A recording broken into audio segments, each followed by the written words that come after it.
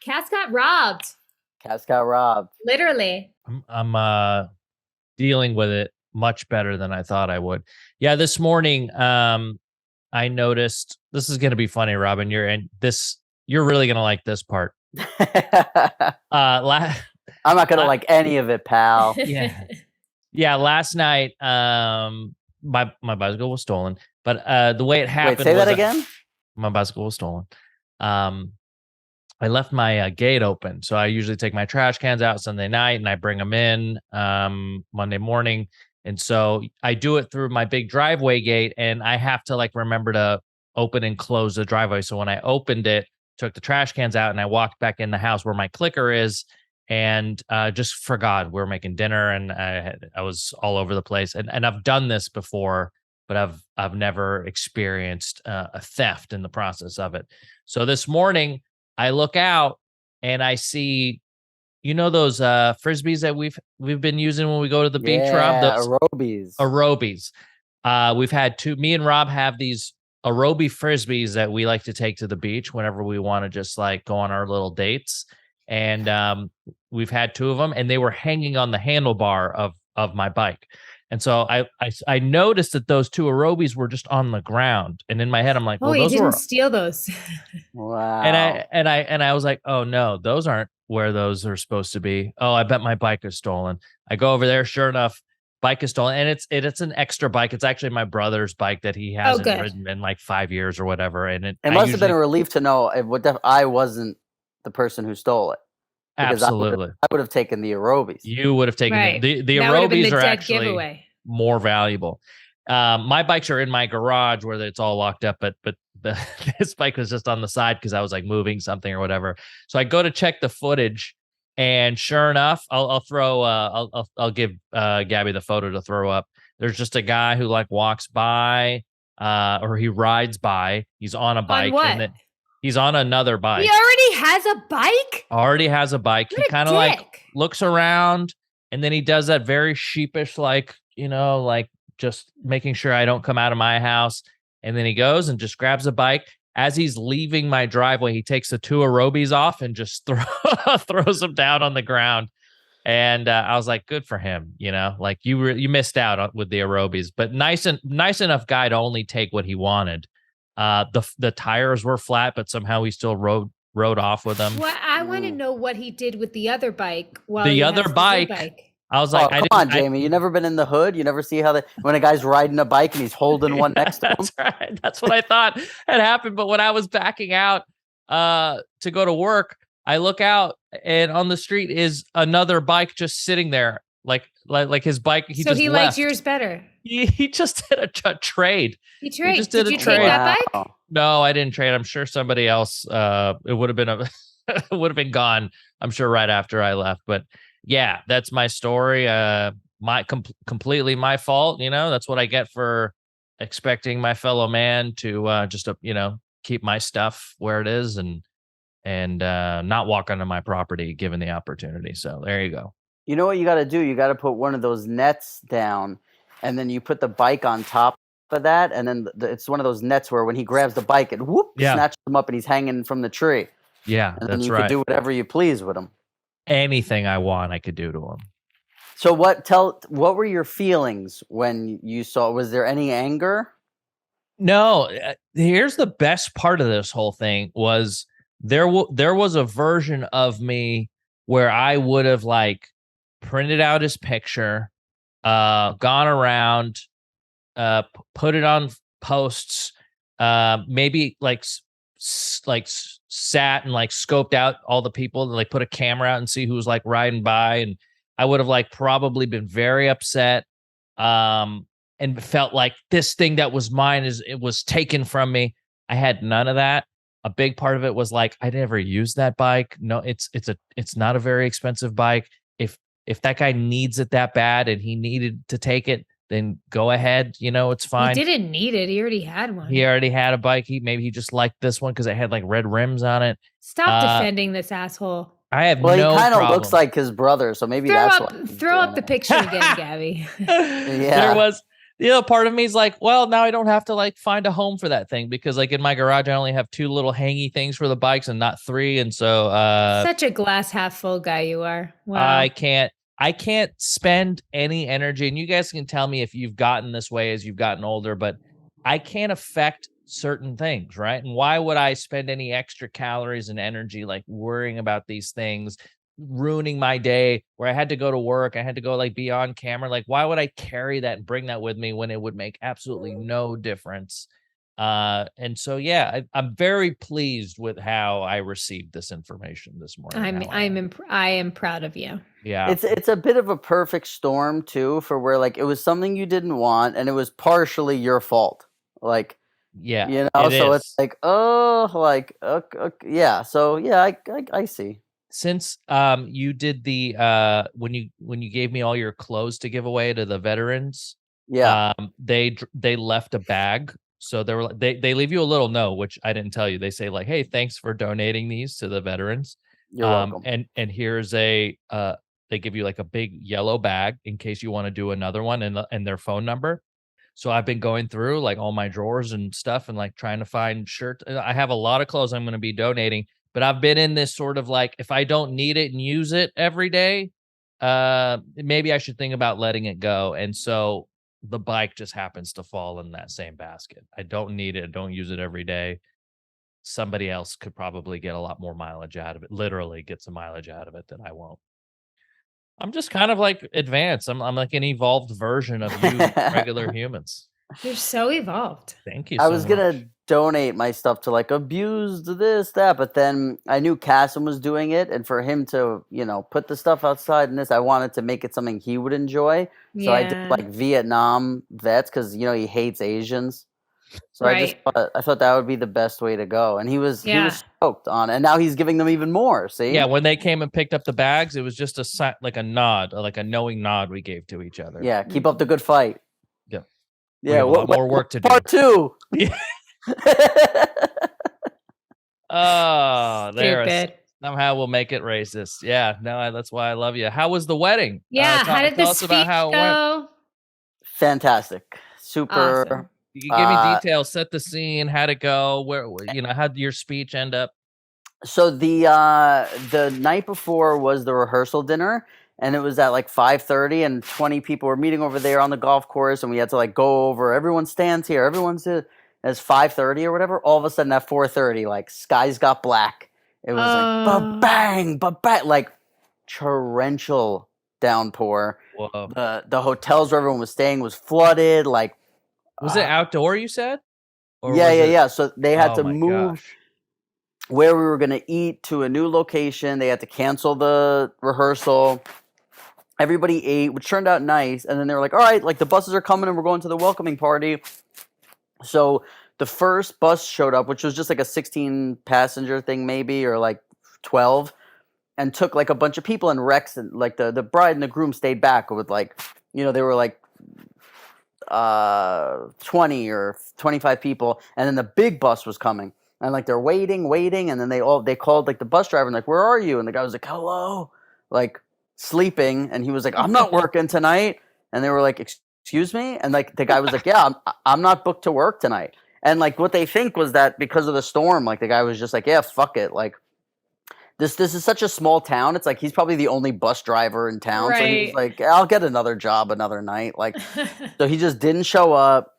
They started freaking out. Like, we couldn't get to the venue. By the time they got to the venue, it was almost over. Like, but then like luckily the next day was the wedding, and it was like a 10 out of 10 in every way. Like, just it always happens. There's always like something that goes wrong. You know, my first wedding, there was like 100 things that went wrong. It should have been my sign.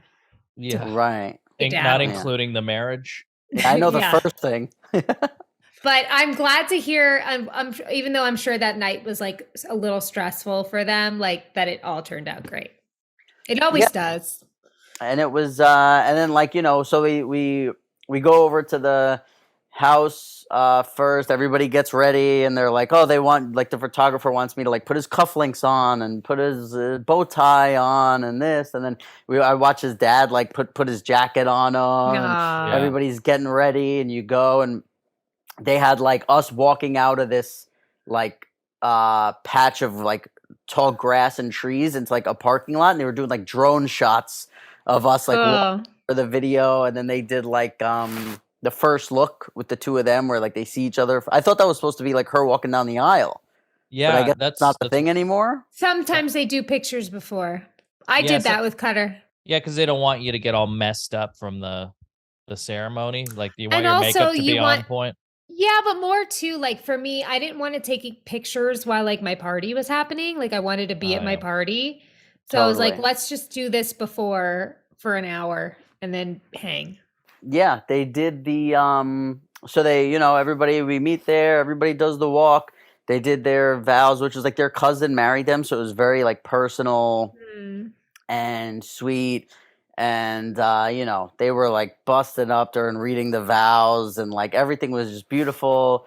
Walk out, party, like, and what they did busting up as in like laughing or crying? No, just I mean everything. Yeah, all the emotions, but I meant crying. Yeah. But the really cool thing they did was, so you show up at the party, they don't announce the wedding party, they just go for the first time as a couple, you know? They come in, they go, okay, the couple dance, father and daughter dance, mother and son dance, maid of honor speech, best man speech. Now everyone danced for 5 hours. That's smart. Yeah, there was no like, okay, there wasn't even like, sit down, your dinner's here. Like, it was just like, yeah, if you want to go, like, go. But they got CO2 guns and they were like spraying the crowd, and like it was wild. They were spraying the crowd with what? CO2. Like they had these like giant cannons. Like like they were spraying air, like smoke, like, you know, fog. Oh, I've never seen that before. Yeah, me either. And they were just like everyone on the dance floor. So it was like almost like a fire hydrant without the shit all over you. You just get the white sort of like smoky cloud thing.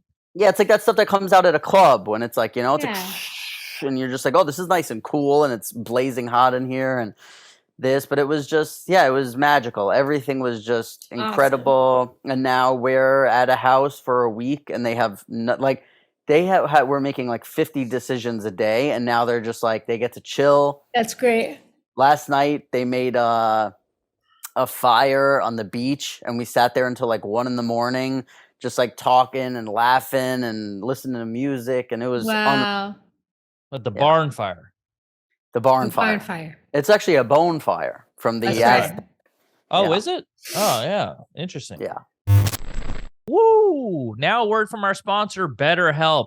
Those of you that listen to this pod know that we are big advocates of talk therapy. Years I spent trying to find myself a therapist, and I found one. But guess what? It took it was like a game of telephone. I had to call somebody who I thought maybe had a therapist, and then it was like up to chance whether or not that therapist was good or was the right fit for me. It's the number one thing keeping people from getting the help that they need, which is access. So with BetterHelp.com, you download an app, you put in your information, what you're looking for, what you need help with, and within 48 hours, you're matched with a licensed therapist that you have access to all week. You make appointments weekly. You can message them all week, and they'd get back to you whenever they can. And then it's also a fraction of the cost of what I was paying for traditional talk therapy. It takes all the guesswork out of trying to find someone. If you want to get find a different doctor, find doctors that specialize in certain areas, this is the app to do it with. When you want to be a better problem solver, therapy can get you there. Visit betterhelp.com/pajama and get 10% off your first month. That's BetterHelp.com/pajama. Hey guys, quick word before we get back to the pod. Let's talk about Shopify. Shopify gives entrepreneurs the resources once reserved for big businesses. So upstarts, startups, and established businesses alike can sell everywhere, synchronize online and in-person sales effortlessly, stay informed. Scaling your business is a journey of endless possibility. Jamie used Shopify for her Mama Said podcast. It was a great way for her to connect with her customers, for them to buy the Mama Said merch, and also for her to get sort of like information about her viewers, analytics. You can also integrate your socials like TikTok, Pinterest, Facebook. Being able to reach your customers via social media is very important in 2022. So why not let Shopify help you do it? It's more than a store. Shopify grows with you. This is Possibility, powered by Shopify. Shopify powers millions of businesses from first sale to full sale. Go to shopify.com/pajama, all lowercase, for a free 14-day trial and get full access to Shopify's entire suite of features. Grow your business with Shopify today. Go to shopify.com/pajama right now. That is shopify.com/pajama. Well, I know you don't like to toot your own horn, and you'll be the last one to sing your own praises. But what exactly how'd your best man speech go? It went very well. I was focused on like their stuff and making sure that like they had everything they needed and they were all right. That like, and then like, seeing him dance with his mom was like, like, I was like, like in the middle of the dance, like she saw me and like pointed at me and like was like crying, and he's just, it was rough. So like I'm just focusing on that. I wasn't even thinking about like the speeches, and then they came over with the cameras and like they put the mic on me and I was still fine. Like I wasn't even really thinking about it. And then as soon as the maid of honor started her speech, it was like, like I don't remember the words she said. I don't remember anything. And all of a sudden I was like, oh shit, like what? In my head I was like, I don't remember what I was going to say. Like I had a piece of paper with like bullet points, but I was like, I don't want to read. I want to talk. And then I was like, I don't want to look at Rex because I'll get emotional. So like I picked a part at the table, and luckily like I said everything I wanted to, got it all out. The crowd reactions were like just how I wanted. The little improv in there, the emotional parts hit, the funny parts hit. He was happy, she was happy. And like all the guys came up to me after the speech and they were like, that was the best speech I've ever heard. Best man speech. And all the women were like, my boyfriend said your speech was the best ever, because it was like 2 minutes, it was like, I was like, I didn't want it to be some long thing because it's 200 people. And when you're 5 minutes in, you start to hear like talking and forks hitting the plate and you're losing people. And I wanted to make sure like, and it went perfectly. Yeah. I didn't look at the paper. It was good. Good for you. Awesome. Glad it went well. When you're at a wedding like that, I had bad speeches at mine. Oh, did you? Oh, yeah. Really? Who was the best? Who was the best man for Cutter? His brother? No. Yeah, his older brother spoke, and my brother spoke. My brother's speech was just not great, but it was fine. But it wasn't great. It was about me. Like it wasn't as much about Cutter. My dad's speech was all about me. Well, you're their girl. Cutter's brother, you couldn't hear him. It was like he got nervous. Gavin was like, and we were like, my father did that. Yeah. Oh, and then my best friend at the time, it was not, she just didn't speak well. So it just wasn't like a shining moment for her. You almost have to give the speech to somebody that's also like good at giving a speech. I don't know. Well, but that could be totally different than Cutter. We're like, people are going to think we have terrible friendships. Yeah. Kassem did great at his brother's wedding. I mean, of course he did. His brother lucked out, he's got a performer as a brother. Exactly. Well, look, I would have had you guys speak at our wedding had we all been doing this podcast then. No, we do it when you're you and Kassem would have killed it. If you're in a room full of just all your friends, it's like when I used to do like stand up and I invited all my friends to come to the show, even if the performance was whatever, everyone's like energy and like, that just makes it feel like it's a good show. Of course. So it's hard to miss, it's hard to miss at your home club. Is there any party, Rob, that when you're at a wedding like that, do you see yourself in any way, shape, or form having one of those for yourself one day? No, it wouldn't be like that. It wouldn't be like 200 people, this and that. Like but a wedding. If I ever got married and had a wedding, I see myself more of like a 60 people, this kind of thing. Like I don't want the like, oh, by the time I said goodnight to hello to the first person, it was time to say goodnight. Like get the fuck out. I don't like. And Rex had people who like didn't show up or whatever, and he was like, in my head, like I'm happy that person didn't show up anyway because like all the people who mattered. I wouldn't have anyone like that. Like there would be no one I invited where it was like, I'm happy they didn't show. Like it would be like you guys, like Rex, his wife, and maybe like I would invite maybe Perino, Yuri. Yeah. Maybe 20, Perry Caravello. Perry. Philip from Long Island. I'm sick, Kenny. I can't come. Kenny. Kenny Caravello. Where would you have it? Where do you think you'd like to get married if that ever fucking happened? One thing I like is at a wedding is when you're all at the same place because you don't have to do all the hellos at the wedding. Like it's destinations are fun. I haven't seen you. How have you been? Like the small talk. It's like if you're all together Friday, Saturday, Sunday, and you all see each other Friday, you see each other around the hotel, on the beach. How are you? Then at the wedding, you could really just relax and have a good time. My brother's wedding was like that. Everyone was staying in the same place in Palm Springs, and you would just see him. And if you didn't get a chance to like talk to somebody at the wedding, it was okay because you either saw him the day before or you see him the next day. It's a great idea. What location, if you had to pick like a place?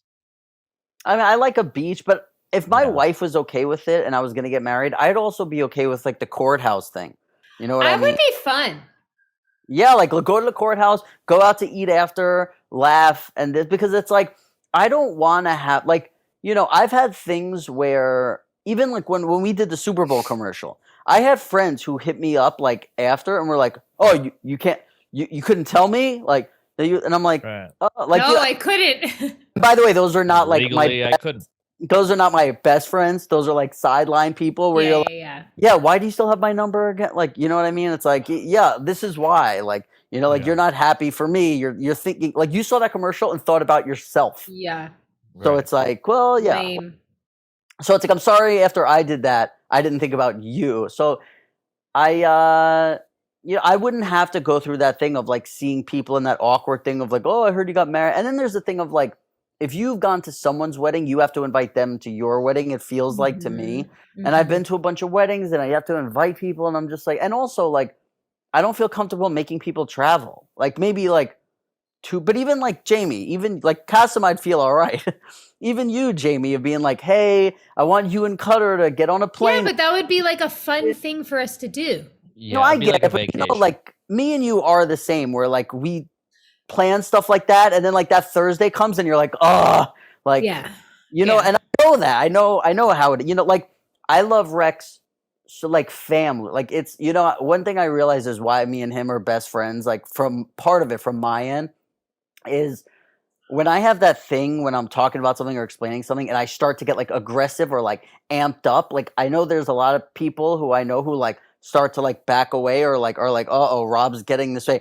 Rex just laughs in my face. Like he starts laughing and then I realize what I'm doing, which just makes me laugh and calm down. And it just nothing ever gets to like any you sort of. You guys have such history together. It's just like, Yeah. And he just like the amount that he like laughs when I'm not saying something funny because I just know I'm like, oh, I must be amped up right now. Like, like I must be talking about something like passionately and he's just. That's a good friend. Yeah, we had, this is something I wanted to bring up on the pod too, like, but I don't know if it's like a sore spot for Kassem, but like, I had a moment last night where I was just like so grateful that I can smoke weed, like where I was like, wow, I'm sitting on the beach, like I hadn't smoked weed in a while, and I just like, I don't like the way it makes me feel the next day, so I'm like, I just don't want to smoke weed anymore, and I did a 5-mile run yesterday, and like you could see. I got so look at my toe. Look at this. Oh no! What? Is that a blister? It's blood blister. Oh! So I didn't work out for like 5 days because it was like so intense here. And I went on the beach. I did a 5-mile run barefoot, and I guess you're not supposed to do that because they're like, oh, it's like shredded up rock and glass. So they're like, so I have a blood blister on my toe. I hurt my ankle. Like, shit is a mess. So at the end of the night, like I'm walking down the stairs to the beach. I'm like, ow, my fucking like leg hurts. And we're sitting on the beach and there was like a fire and like everyone's drinking and we're listening to music and like somebody passed around a joint. And I was just like, yeah, like took 2 hits off a joint and like I'm laughing hysterically with Rex. I'm looking up at the stars. Like I'm hearing the ocean and like the fire. And I'm like, oh my God, like I'm just so like I'm always like thinking about things that I'm grateful for. Like, but I was just sitting there and I was like, God, I'm like, even at the wedding, I was like, I'm so grateful to be here for this day for him. And then, but like to be able to just sit there and like enjoy this moment and not have to not feel that pressure of like, oh my God, I like, you know what I mean? Like, I know there's different types of like addicts, and maybe this will age bad in 2 years from now. Who knows where I am, or this is a bad decision or what, but I just feel like I, I don't know if it's because of like tools I've learned or where I am in my life or whatever, but like, I feel no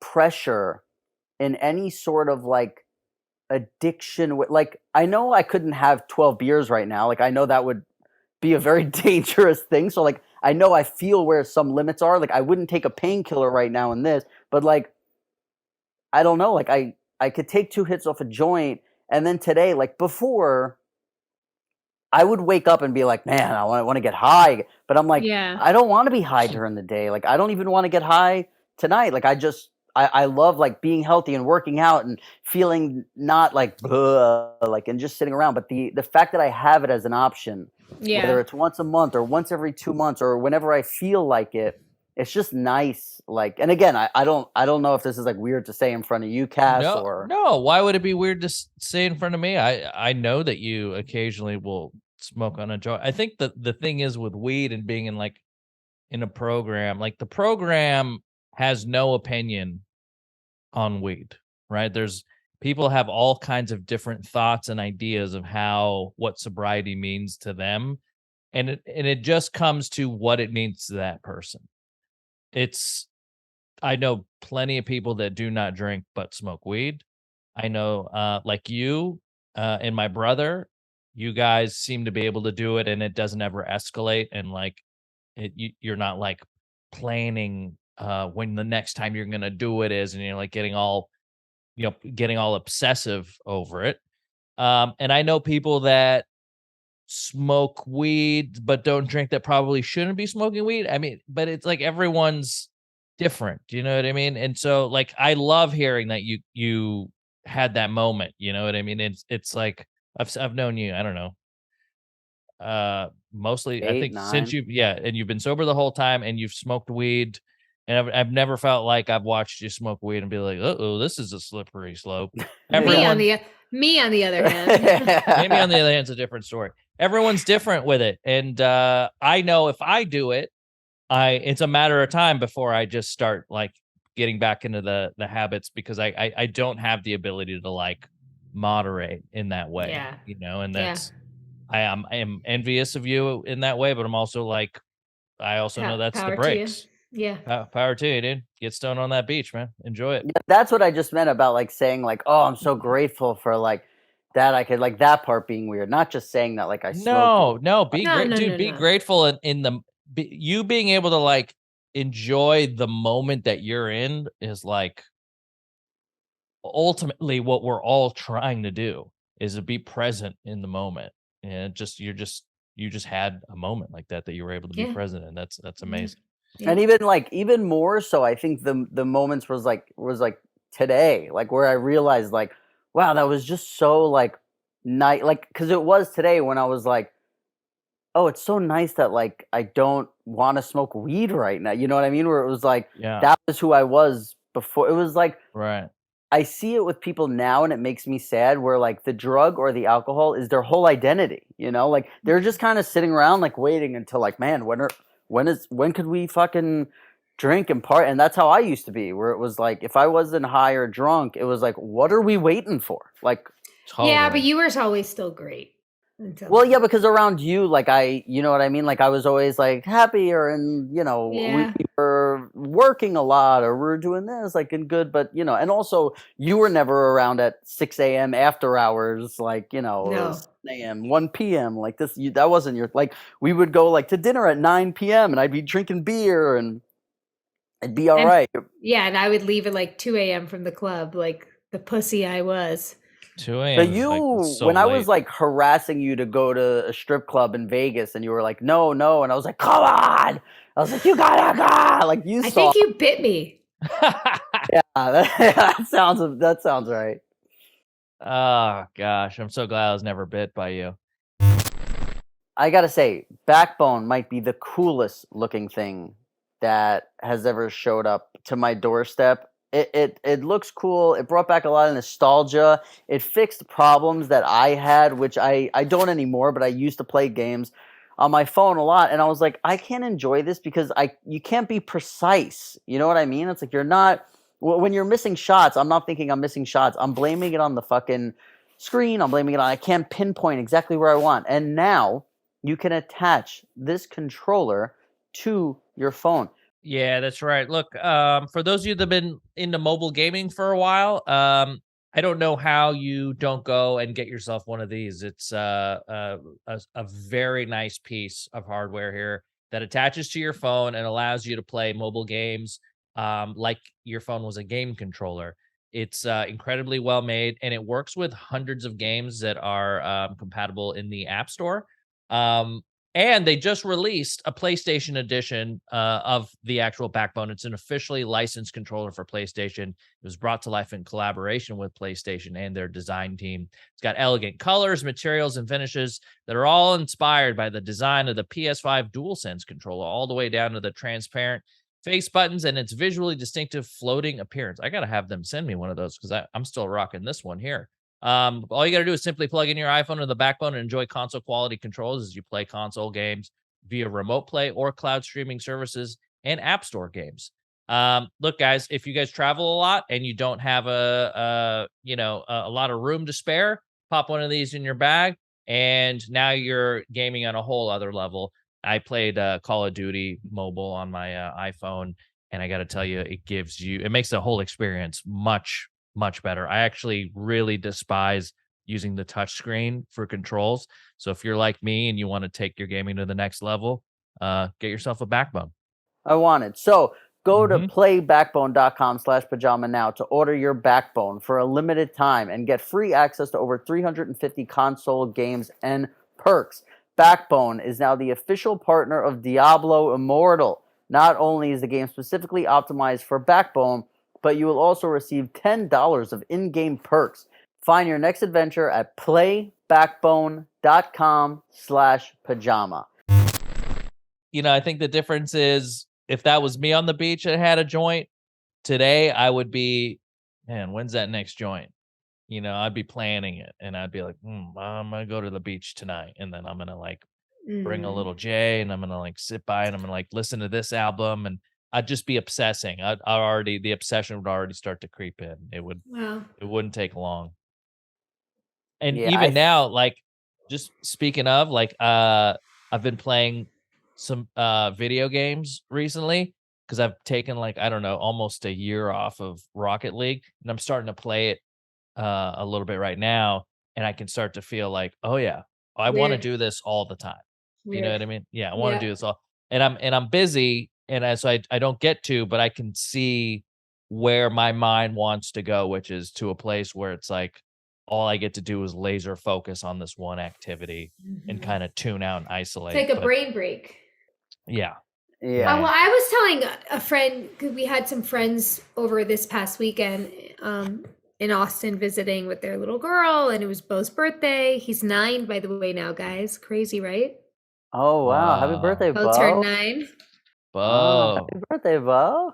We did a lot of activities, and it's a lot for Jack. We would go here, and then we would go swim, and then with this, and the good people there, and the baby. And he tries to keep up, but his mind, he's always worried about everybody here. If they walked out and forgot the baby's water, he would walk out and remember it. He watches everyone all day long. He's Cutter. So a lot of the times in the weekend, I'll be like, hey, buddy, go take your iPad for 30 minutes. And he'll sit wherever we are, but take it. And it's the opposite, I think, of what happens to other kids where you're so worried about them going brain dead and being but Jack needs it. Yeah. Jack needs an opportunity to just be ugh. When he gets off an iPad, he's better than, how most kids get weird after iPad, Bo. Bo, yeah. Jack is so much he's better when he gets off of it for a little while. It's weird. Yeah, is it what is it? Is it the focus that he just can relax. Like he's not worried. Like he doesn't have anxiety. Yeah, he has no anxiety. He's not worried where Bo is. He's not worried what everybody's doing. He's not feeling anxious or he's not understanding. Like he's just fully present. And yeah, iPads are great. Yeah, I wonder what that is. If I had to choose which one of those personalities I am, if it's Bo or Jack, in terms of like how I respond to stimulation, like on a video game or I think I'm probably more like Bo, where I get anxiety from the Me game. too. I get anxiety from Instagram every day. Yeah, I'm both. Because like I'm the person who's always like, you know, like I not even like watching, but I always have those thoughts of like, what's gonna happen when where are we going after this, or like before, wait, where's that thing? Like I have that, but technology makes me worse for sure. Yeah, that's why you're off the grid, baby. I can get lost in the Robbie's off the grid. Yeah, Robbie's off the grid. He's in his bunker, off the grid.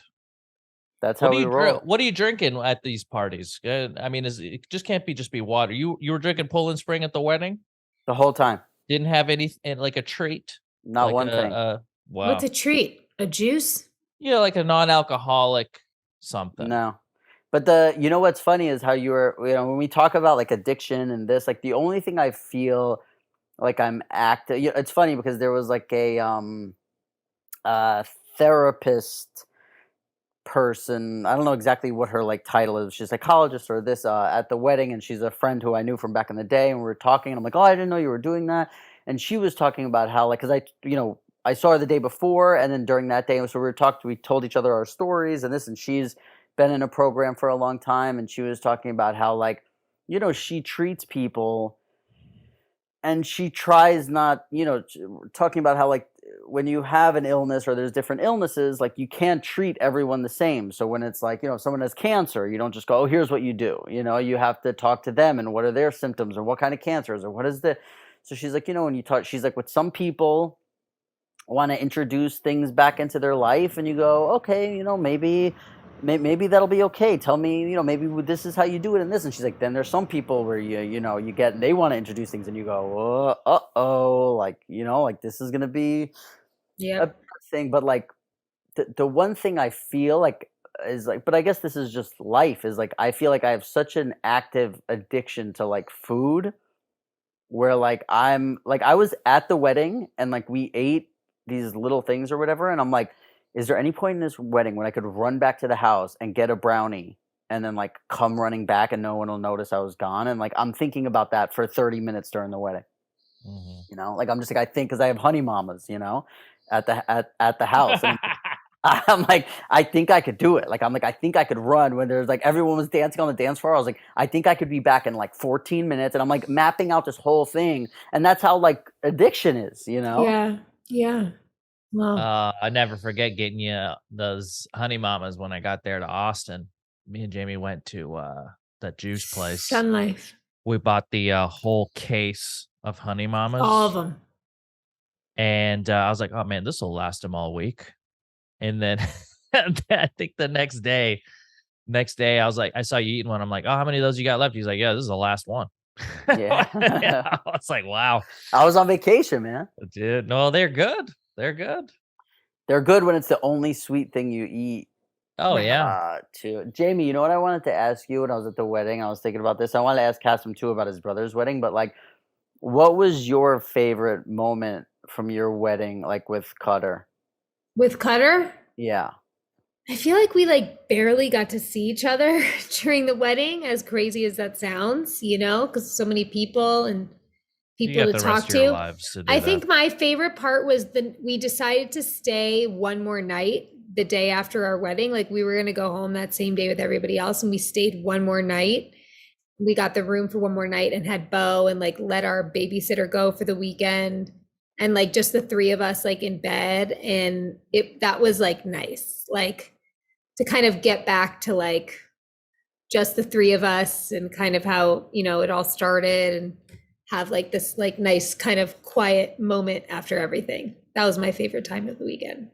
Because you've had both, like you got married without a kid, then you got married when you had a kid. Yeah. Just when you said this, it crossed my mind that like do you think a wedding means like my gut says less, but it could be more. But like, do you think a wedding means less when you already have a child because No, you it meant more. feel like family? It was so cool to have Bo there and like talk about him in our vows, and it just deepens your relationship. And so, and it was cool just to kind of like, I mean, he has no memory of the wedding because he was only 2.5, but like just in that moment to see him like feel like the party was for him too, and see all his it was like the first time he could see like, oh, my family and my friends and everybody's here and they're happy and this is about my mom and dad and me. Like it was just such a cool moment to see like a little guy like experience. And you know, he like ate it all up. He was like so cute and amazing. I loved having him at our wedding. I think that was my favorite moment from your wedding, was seeing Bo with the tuxedo, and he had on like all-star Converse, right? Yes. Yeah, and he just looked so cool. And then my other favorite part of your wedding was like when you left to walk out of her wedding party, there was like a thing that everyone had to walk through, and only like one person could walk through it. And it was like late at night, and like Nick Swisher, who's friends with Cutter, who's like a professional athlete, so he's a big guy, is like arm in arm with your grandma and like walking her out. And the grandma was like walking with him and so happy and waving goodbye. And like, this is only room for one person. And then all the rest was like a wall of like plants and trees. Yeah. And he's like walking with her, and she's walking, and she's going right through like where the doorway was, and he's just walking into the wall. But like, he didn't have it in him to be like, hey, could you let go of my arm? So he just like walked into the wall. We were laughing. Like, it was just such a funny, because he was like smiling, waving, like pointing at the wall. He's like, I'm going in. Like, Mom's just walking. It was a great moment. Well, I mean, she's 101 now. That was only 8 years ago, my wedding. So she was, you know, 93? In her ninth. Yeah. Crazy. You're and then seeing you dance all night was definitely well, we had an 80s cover band called the Spasmatics. Oh, I love the Spasmatics. Yeah, so it was a fun time. That was our band. I can't believe you had the Spasmatics at your wedding.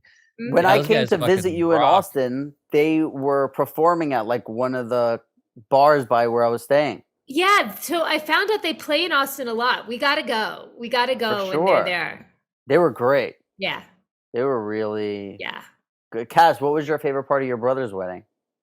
I really liked. I liked seeing all the friends. I don't know if there's one particular moment, but this was like the first time in years that I've had almost every single friend I have in one. You know, I don't think I've ever been in a situation where every single friend I have is in one place. And since me and my brother kind of have mostly the same friend group, it was really cool to get everyone there. It was really fun to see my mom sort of like out of the house and like be social, and she looked good, she felt good, and everyone just wanted to talk to her, and she loved like talking to people, and you know, I think she was shocked, you know, by how many people wanted to speak to her. And yeah, I think it was good. You know, it was really special for my parents, and that's great.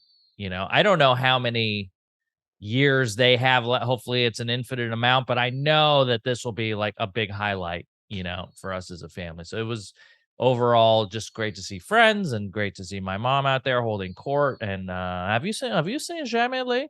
You know, like spurring so many like iconic lines. Yeah, it was great. Love it. Do you know Jamie-Lynn? Jamie-Lynn? Yeah, I was just over there. She's like knitting me another sweater right now, full cashmere sweater. You know, can I get one? Where did you haven't worn your hat enough. Oh, it's so hot. You know what though? It's so trendy because the bucket hats are in, and bucket hats. That's right. No, she's hard at work. She's got a basket filled with cashmere thread. What is it? I like oversized. Oh, buddy. She's making me a You're gonna make her work extra. Cardigan. Yeah. But she needs to measure you on in person. You many times I've gone over there and she's had to just like, okay. Oh. Well, she likes oversized, and you two I feel like for you. I feel I'll take your size. Yeah. Okay. Just a little loose. Oh my God. I can't wait. Bring Jamie. You're the one. You have the sweater next time you come see her, and let her Just give try it to me. Yeah, let her try it on at least. For sure. Yeah, it's great because it's like kind of like a hoodie / turtleneck all in one. It's like a snood. What are those called? I have no idea. I have no idea. Glorious. It's a hoodie neck. I have this gross ass. I have a zit right on where my neckline, the t-shirt is. Is it white? I had to put on. Let me tell you that, Rob, you're gonna find this absolutely disgusting. But I had to cover this already. This wrestling event that's like a comedy wrestling show this weekend. Disgusting. And they do big costumes and stuff. And so before the event, we went and like looked at their little workshop where they do all the costumes, and one of these costumes has like just a big pig mask that's like rubber that you put on, and it's been worn by like countless, it's just been sweated because they wear these big old costumes and they get in the ring and then they act out like little sketches and then they wrestle and stuff. So he's like, yeah, you should try this on. And I put it on and I could feel it like chafing all around my neck. And then the next day I just get this giant zit right where it was just chafing along. But I got to tell you, there's this thing, I know it's disgusting. There's this event called Wrestling Pro Wrestling. It's in the Valley. They do it once a month, and it's put on by a bunch of comedians / wrestlers. And it's it's one of the wildest things I've ever seen and been a part of. Is it like Glow? It's like Glow. It is. And there's like, for example, there's like one wrestler. He's just a giant Pop-Tart. And he can like never get into the ring, that's kind of like the whole shtick. And, oh my God, I want to go. Oh, it's so fun. And so me and my we're filming a like a field package for the show, and we worked out a whole bit where I had them make like a fake camera. So they would like somehow pull me and my cameraman into the act, like take his camera and break it. Oh my God. And so me and my cameraman, John, got in the ring and like we trained and practiced this move one time. But in the show, they pulled us in. I get chopped. And so like I'm on the ground and then my cameraman has to come in and like save me. He take the bad guy, the bad wrestler takes the camera and smashes it. And then my cameraman just like hulks out and he's like, oh my God. Touches my camera. And he goes in and he's like taking a bunch of hits to the face. And then we both do a backward suplex on the dude together, like at the same time, to like roaring applause. It was it was one of the wildest things we'd ever done. Good. But so that was, you filmed that separate, or that was during the show? We did that during the show. Yeah. Oh wow! And I also filmed I did a bunch of interviews. Yeah, it was great. It was just one of those nights where we had a long night. I was all hopped up on energy drinks. I didn't get any like real good sleep. The energy drinks are really starting to hurt. They're turning on you. They're turning on me. I feel like a pressure on my chest. Kassem, you're putting poison. I know, but here's the thing. I'm past the point of no return. Where no, you are not. Your body can regenerate. Function. Look at Rob. It's crazy how people look at Rob. Look at Rob's foot. It's crazy how people say he ran on rocks for 5 hours. What do you mean? It's crazy how people say that it's not a drug, where you're like, it's affecting your. It affects it for sure is. You're addicted to it, and you're like, I have this pain in my chest, and that's like exactly. It makes your heart race. It does. I'm not denying that in any way. I know that it's not good. It's actually a gateway drug, but I'm saying how it's just like in stores. You could be 12 years old and buy a 6-pack of whatever the bright colors, like sour watermelon. Yeah, I mean it's just we got rid of like what are those vapes, like flavored vapes, but no, we have energy drinks and all kinds of like, they've got cartoons on the side of them. They got Sonic the Hedgehog, Peach Ring, Bang Energy. Like there's all these different kinds of things. They're all marketed to kids. Terrible. I think in like 15, 20 years, we'll look back on energy drinks the same way that we look back like on, cigarettes when cigarettes first came out, everyone smoked them. It was cool. You smoked them everywhere. You smoked them in kids' faces. It didn't matter. And then all of a sudden they're like, oh, these things are bad. They're like giving us cancer. And then, the decline started happening. I think that'll probably happen with energy drinks. We'll realize, oh, you're just like putting holes in your heart and it's shaving off 10 years off your life. Yep. So I got to come off of them. How much would I have to pay you right now to not touch an energy drink for the next 30 days? How much would someone have to pay Rob you? loves this game. Love it. I live for don't this shit. I would like to say it's an outrageous number, but you probably wouldn't have to pay me because I don't want to do them. I do them like once a week, Another sign of drug sometimes twice. I would probably do it for like $100. Do you know what I mean? Oh wow. But my coffee consumption. I'll support this. I'll give you $100. If you said coffee, No, that's what I'm saying. No, coffee's okay. I would say. oh, here we go. Here we go. No, I would say no, you said that's like energy taking drinks. alcohol away from an alcoholic. This is dangerous. His body could go into shock. I picture all that stuff the same because I don't drink any of it. So to me, Okay. those are all, and like coffee is an energy drink. See, I've switched to matcha, and it is a much smoother wake up in the morning. I have it with oat milk, though. What's your thoughts on oat milk? Is oat milk bad for you? No, I Good, as use long oat as it's milk and everything. unsweetened. Really? Unsweetened oat Because I milk. keep hearing about this like glyphosate or whatever. Oh, great. Now oat milk's not safe. Apparently. Nothing's safe. But I have an oat milk matcha every morning, and I like it much better than coffee. And I loved my sweet cream coffee that I would have every morning. Mm-hmm. And this is so much better, less sugar, and I don't have a jittery feeling, but it definitely wakes me up. It's like a smooth wake up. Here's the thing is that He's coffee like, would yeah, be that's cute. coffee would be tough to get rid of. There is a part of my day where I have performance enhancing like caffeine where I do it Well, right you have to before a perform. show, I get it. and it helps me, like I'm faster. I feel like I got the energy to like hang in, and then after the show I'll crash. It's fine. But don't after you the think show. you could get that natural adrenaline just for I performing? don't know. I don't know. I don't think I can. Here's the thing. I can get a natural high, but that caffeine, all my best performances, this is like me when I used to drink. All the most fun nights I've ever had have been drunk. So it's like this. I'm only good with girls when I'm drinking. Yeah. No, I mean, look, I think that there's a 5-day detox, maybe a week-long detox period when it comes to coffee. Once I make it through the other side of it, I'd probably have a different opinion about it. But right now, Daddy needs his bean juice in the morning. So that's what I meant. How much would someone have to offer you to no caffeine for a month? $5,000. Wow. We're raising money In Azuki. here at Pajama Pants. Yeah. If you're interested in donating, email us, info@pajamapantspodcast.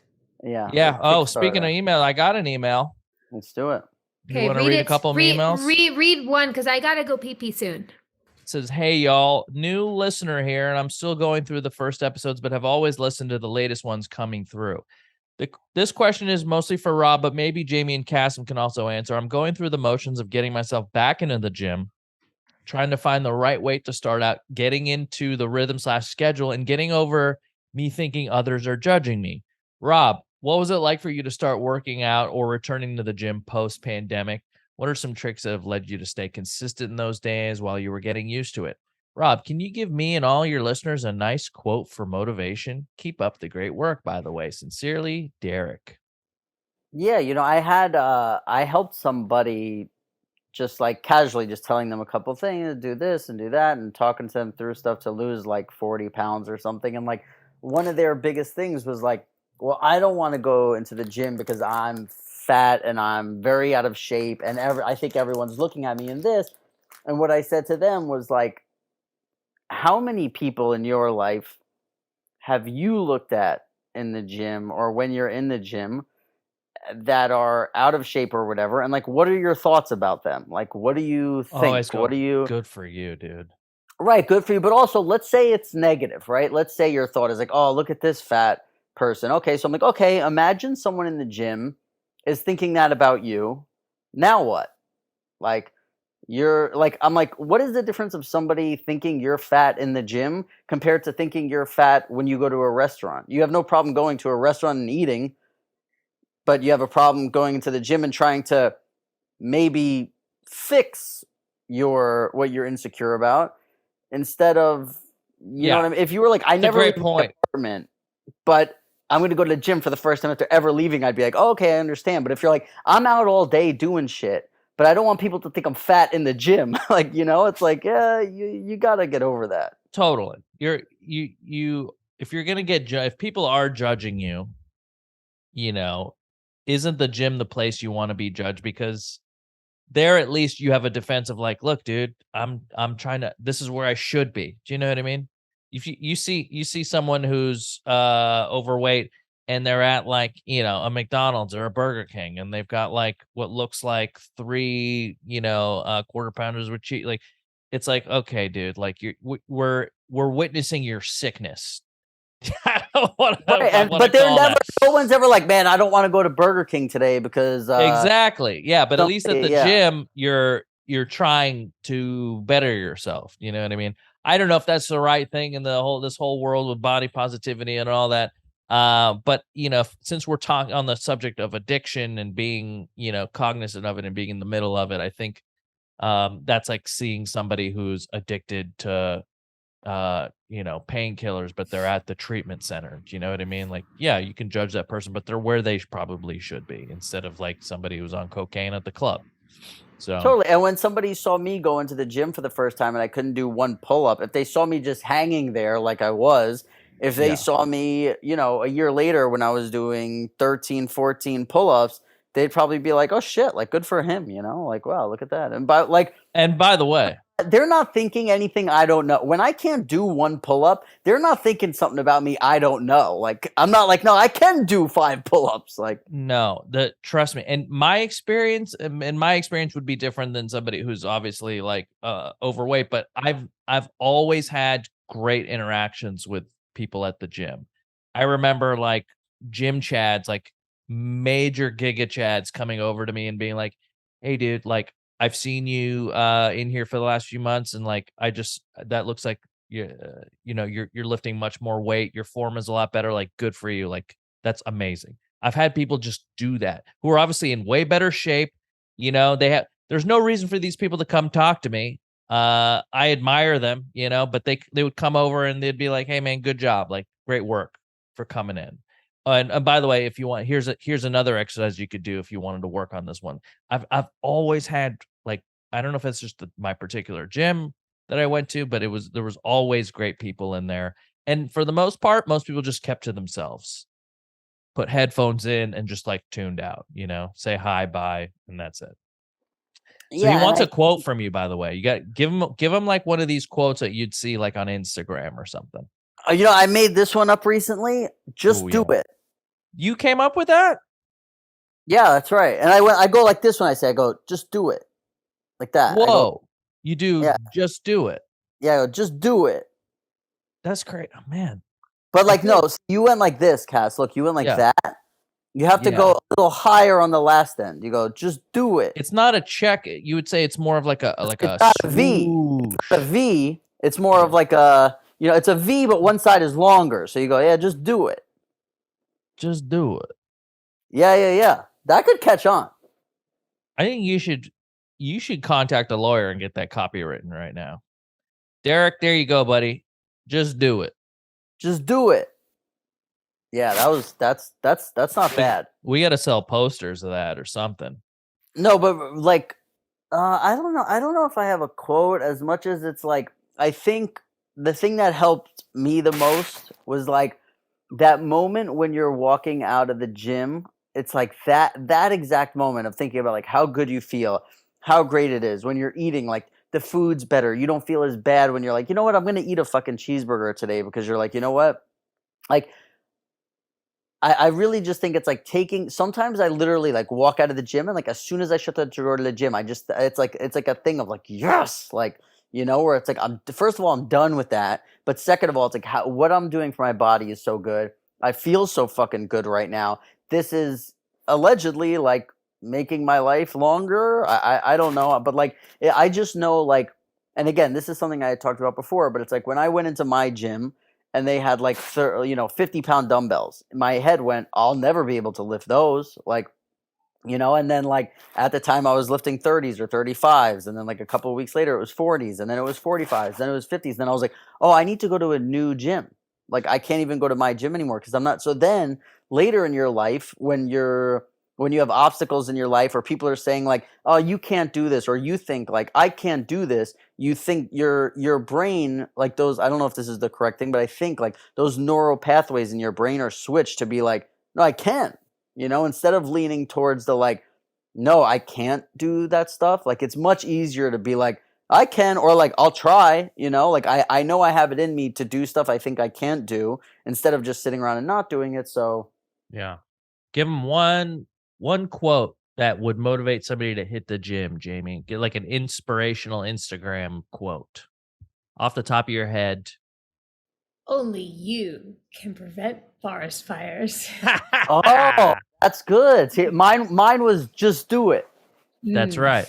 And no you pain, mean forest fires. Forest Ooh. fires that are happening because your big old thighs are chafing together, causing sparks to land in the brush. How about give this guy a like, hey, you look really good today. Like, so he could Have watch you been that. Working out? Yeah. Whoa. So if he was gonna after the gym, okay, if he record this, sir. Yeah. Ready? Wait, his name's What's Derek. His name? Derek. Have you been working out? Wait, I could do better. Hold on. Let me drink some water. Yeah, this is getting me excited. Some people would charge $1,000 for this on camera. If anyone, this should be my OnlyFans. Yeah, if anyone positive things doesn't send emails to us, do you know what's possible? Look at what Derek's getting. Maybe I could do like a G-rated OnlyFans of this shit. Okay, hold on. Derek, have you been working out? Shit, my voice cracked again, guys. Maybe I can't do this. Make strong eye contact with the camera. Hold on. Yeah. You're doing like 360s with your eyes, Jamie. We need you direct. Look right into the camera. Look right into Derek's soul right now. Holy fucking shit, Derek. Derek, have you been working out? Whew. Yeah. Whoa. Wow. D money in the house. This is why I asked for more takes. I knew I had it in me, guys. Yeah, 3-take Jamie, they used to call her. I'm going to hit the gym right after this. I'm going to change my name to Derek, then I'm going to hit the gym. Yeah. Derek, we hope you enjoyed that. Guys, if you want to send us an email, askpajamapants@gmail.com. If you want to subscribe to this pod, go ahead. Hit that subscribe button if you're watching on YouTube. If you're on Apple, iTunes, go ahead and leave us that 5-star review. If you're on Spotify, got to help you. I don't know what to do.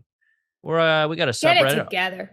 Yeah, r/Pajama Pants Podcast. We're on Instagram. We're on Twitter. We're on TikTok. Jamie and I are on all those things. Rob's off the grid. Do not try and contact him. He is deep down in the bunker. Leave him alone. Just do it.